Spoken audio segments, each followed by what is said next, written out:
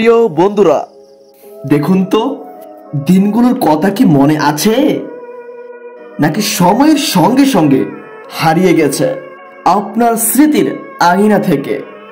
যাই হোক, দিনগুলোর কথা হঠাৎ করেই খুব বেশি স্মরণ হয়। দিনগুলো কতই না মধুর, আনন্দের, মজার ছিল। সময়ের সঙ্গে সঙ্গে কোথায় যেন মিলিয়ে গেল।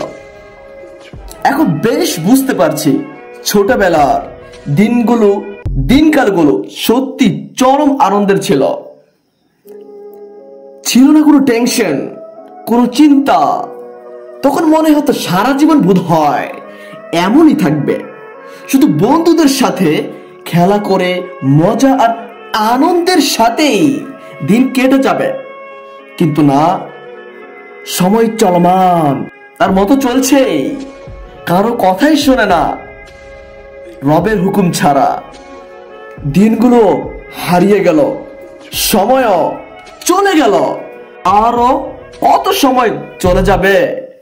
সময় স্রোতে বেশে বেশে আমাদের ছোটবেলার দিনগুলো ছিল খুব মজার, আনন্দের ও মধুর।